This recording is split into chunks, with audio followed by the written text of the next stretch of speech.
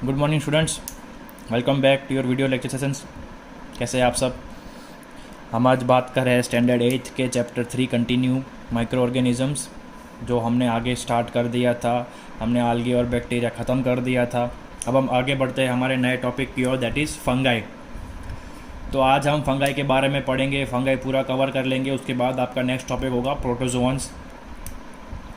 तो जैसे ही बैक्टीरिया आगे के बारे में पढ़ा, हम उसके फंगाई के जनरल मेथड्स पढ़ेंगे, जनरल टाइप्स पढ़ेंगे। फिर उसमें से एक दो टाइप जो इंपॉर्टेंट होते हैं वो जो दिखाई देती है हमें, वो देखेंगे। फिर उसके यूज़फुल पार्ट देखेंगे और उसके हार्मफुल इफ़ेक्ट्स देखेंगे। तो स्टार्ट करते हैं फंगाई। तो फंगाई जो ग्रुप का है, वो फंगाई जो नाम है वो एक ग्रुप का नाम है। अगर बहुत सारे फंगस इकट्ठा आपको मिलते हैं तो वो फंगाई बोला जाएगा।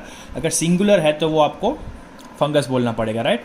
सिंगुलर क्या होगा? Fungus are a group of plant like organisms that lack chlorophyll.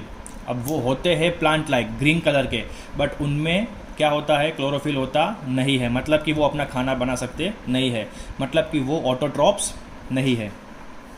अब एक और अच्छी बात है इनके बारे में, एक बहुत ही वियर्ड नहीं बोल सकते बट इंटरेस्टिंग फैक्ट है इसके बारे में, that there are 70,000 types of fungi, some of them are saprophytes and some are parasites. 70,000 70,000 type के फंगी टिल नाउ डिस्कवर हुए हैं। है कितने वो हमको नहीं पता है, but 70,000 different species we know. और उनमें से कुछ कैसे है? सेप्रोफाइट्स है, मतलब कुछ खाएंगे, कुछ छोड़ देंगे, हार्म नहीं करेंगे। और कुछ है पैरासाइट जो पूरा का पूरा खा जाएंगे, राइट। अब इनके पास क्लोरोफिल तो है नहीं, तो they can not make their own food. तो उन्हें अपने खाने के लिए सेप्रोफाइट होना पड़ेगा या फिर पैरासाइटिक होना पड़ेगा, क्योंकि ऑटोट्रॉफिक इनके पास ऑप्शन नहीं है। अब कॉमन कौन कौन से होते हैं फंगाई, वो देख लेते हैं। तो हमारे जो हमें कॉमन देखने को मिलते हैं वो है ईस्ट, मोल्ड एंड मशरूम्स। इसमें से आपने सब कुछ देखा है, आपको सब कुछ पता है, लेकिन अभी आपको याद नहीं आएगा। मशरूम याद आएगा आपको, दैट अभी रेनी सीजन में आपको दिखेगा हर कहीं पे वाइट कलर का होता है, ऊपर अम्ब्रेला जैसा होता है, नीचे एक वाइट कलर की स्टिक लगी हुई होती है, कॉर्नर्स में मॉइस्ट कचरे के पास या फिर कहीं पर डैम्प जगह पे आपको मिल जाएगा। तो मशरूम क्या होता है? एक टाइप ऑफ फंगाई है, लोग उसे खाते भी है। ईस्ट भी हमें बहुत काम आता है, वो हम आप देखेंगे आगे ईस्ट कितना काम आता है। मोल्ड भी बहुत काम आता है हमें। फिर ये थे हमारे कॉमन एग्जाम्पल ऑफ फंगस। अब आगे बढ़ते हैं जो हमें बहुत कम देखने को मिलते हैं या फिर होते फंगस है लेकिन हमें पता नहीं होता है कि ये फंगस है या क्या, हम उसे कच्चा समझ के जाने देते हैं। Mildew growing on clothes, leather and would. अब आपके घर में चमड़े का कोई चप्पल है, राइट, मोजड़ी है, स्लीपर चंपल है चमड़े का, और वो इस सीज़न में, रेनी सीजन में बाहर खुले में पड़ा है, तो उसके ऊपर ग्रीन कलर का कचरा आ जाएगा, राइट। वो ग्रीन कलर का क्या होता है? It is fungus. और वो भी कौन सा फंगस होता है? मिल्ड्यू। अब इसी सीज़न में अगर आप कपड़ों को बिना संभाले, बिना धोए एक जगह पर इकट्ठा कर दोगे कोने में, तो उधर भी बहुत टाइम बाद क्या लगेगा? अगर आप कपड़े उठाओगे तो आपको उस कपड़ों की किनारी पर या फिर कहीं कुछ जगह पर आपको ग्रीन कलर का एक क्लस्टर, एक ग्रुप दिखेगा, जो क्या होता है एक्चुअली में? फंगस मिल्ड्यू होता है, राइट। लकड़े पर भी आपको जो दिखने को मिलता है वो कौन सा होता है? मिल्ड्यू। अब उसके बाद एक और फंगस होता है रस्ट। वो रस्ट वाला रस्ट नहीं है, कोरोसन वाला नाम है उसका, रस्ट और स्मट। अब ये क्या करते हैं? That cause disease in plants and are also kind of fungi. अब ये रस्ट और स्मट्स जो है वो क्या करते हैं? डिजीज कॉज करते हैं प्लांट्स में, तो वो भी क्या है? एक टाइप ऑफ फंगाई है, राइट। तो ये था जनरल इंट्रोडक्शन फंगस का, कि भी अगर सिंगुलरली हम देख रहे हैं तो फंगस है, लेकिन बहुत सारे फंगस इकट्ठा होकर हमें दिख रहे हैं तो they are called fungi, right. फिर हमने उसका टाइप ऑफ न्यूट्रिशन देख लिया, उन्हें क्लोरोफिल होता नहीं है उनके पास, तो फिर वो सेप्रोफाइट और पैरासाइटिक हो जाते हैं। हमने कॉमन एग्जांपल्स देखे, ईस्ट, मोल्ड और मशरूम्स। फिर हमने मिल्ड्यू देखा जो कपड़ों या लेदर के ऊपर ग्रो होता है। रस्ट और स्मट्स को भी हमने देखा कि वो डिजीज कॉज करता है प्लांट्स में। ये था उसका जनरल इंट्रोडक्शन। अब हमने ऊपर 3 जनरल या कॉमन एग्जाम्पल्स पढ़ा, उसमें से 2 कवर करेंगे, ईस्ट और मोल्ड। तो ईस्ट और मोल्ड कहाँ कहाँ काम आते हैं, हमें कैसे पता चल सकता है कि हमारे खाने में ईस्ट होता है या नहीं, वो देख लेते हैं। तो ईस्ट क्या होता है? It is unicellular organism that is known for turning sugar into alcohol bye fermentation. East जो होता है वो बहुत काम का होता है। क्यों काम का है वो हम आपको बता दूं।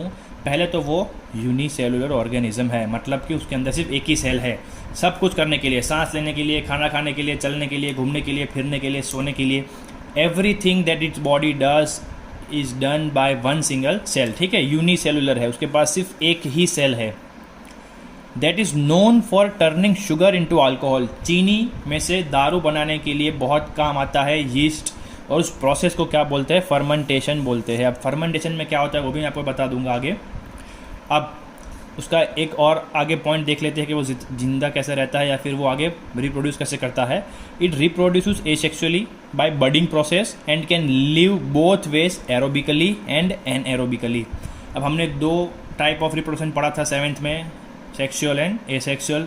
तो ये जो है वो एसेक्सुअली रिप्रोड्यूस करता है बडिंग से, मतलब अपने ऊपर एक बर्ड ग्रो करेगा, दोनों डिफरेंट हो जाएंगे, दोनों अलग अलग इंडिपेंडेंट पेरेंट सेल हो जाएंगे, फिर वो दोनों अपने ऊपर बर्ड ग्रो करेंगे, वो डिवाइड हो जाएंगे, वो अलग हो जाएंगे, ऐसे ये रिप्रोड्यूस करता है, which is called asexual reproduction through budding process.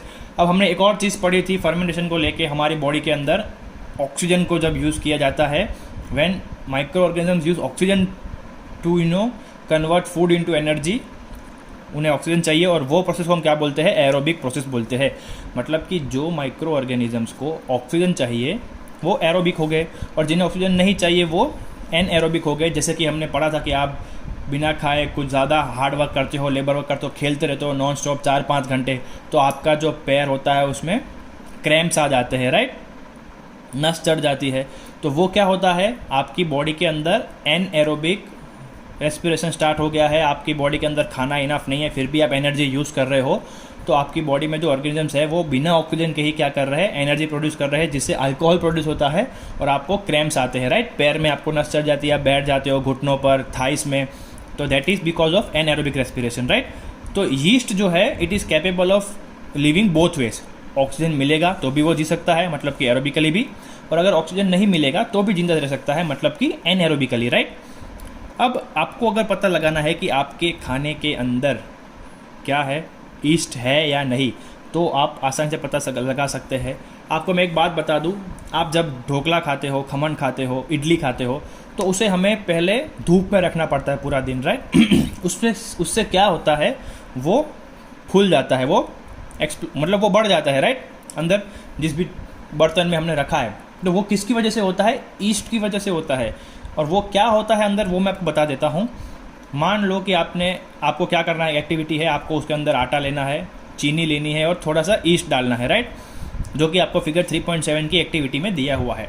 अब ये 3 चीज़ जब आप मिक्स करोगे तो क्या होगा, प्रोसेस होगी एक, वो है फर्मेंटेशन। अब इसमें क्या होता है, ईस्ट जो है वो शुगर को अल्कोहल में कन्वर्ट कर देगा फ्लोर के साथ मिक्स होके, और जो रिलीज़ करेगा वो होगा CO2 प्लस अल्कोहल। हमने अभी आगे पढ़ा that it is universal organism that is known for turning sugar into alcohol. तो ये शुगर है उसको अल्कोहल में बदल देगा, राइट। अब ये अल्कोहल एक्चुअली में बना है या नहीं, कार्बन डाइऑक्साइड एक्चुअली में बना है या नहीं, उसके लिए आपको फिगर 3.8 की एक और एक्टिविटी दी हुई है कि भाई जो आटा आपने लिया था, राइट, वो जो फूल गया है उसके अंदर CO2 बना है या नहीं, उसको आपको देखने के लिए क्या करना पड़ेगा, लाइम वाटर लेना पड़ेगा और आपको रख देना है बंद करके। अगर वो लाइम वाटर मिल्की बन जाता है तो दैट इज CO2, राइट, क्योंकि in the absence of air lime water turns milky, that is because of CO2। ये हमने 7th में पढ़ा है।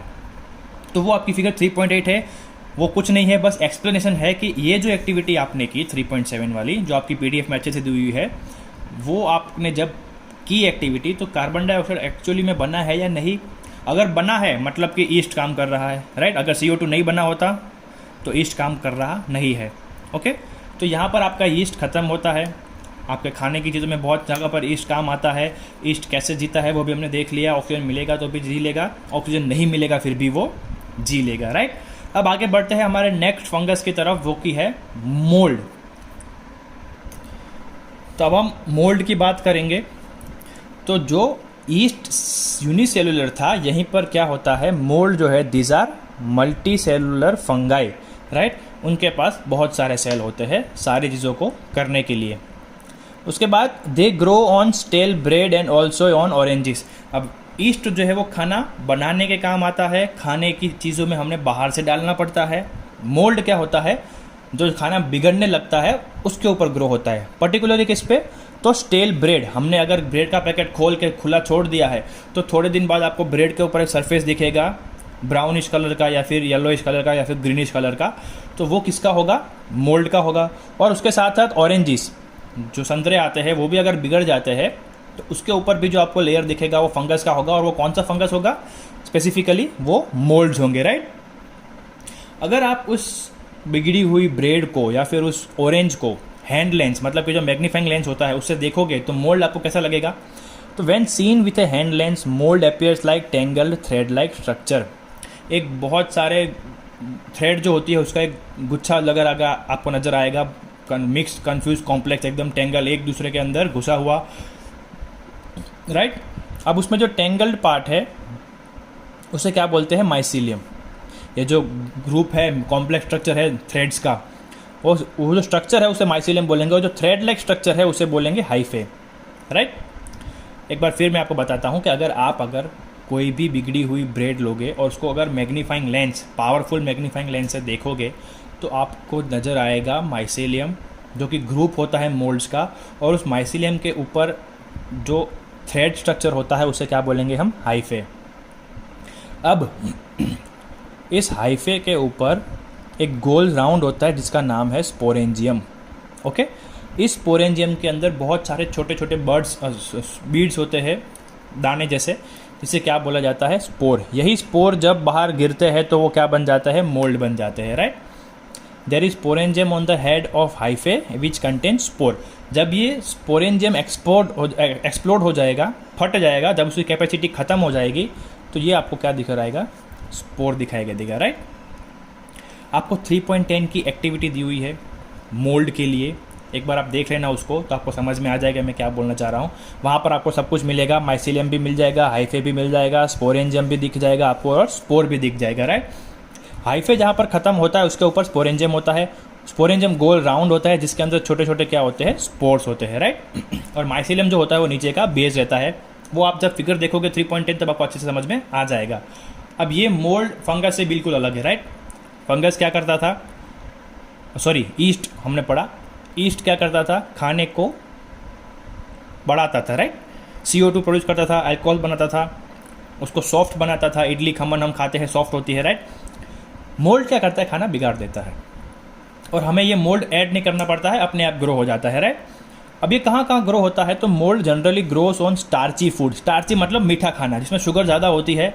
जो खाना मीठा ज़्यादा होता है उसमें मोल्ड जो होंगे वो अच्छे से ग्रो होंगे। उसके बाद सारे फ्रूट्स में ये मिल्क को भी बिगाड़ सकता है, जैम को भी बिगाड़ सकता है, उसके साथ साथ अचार को भी।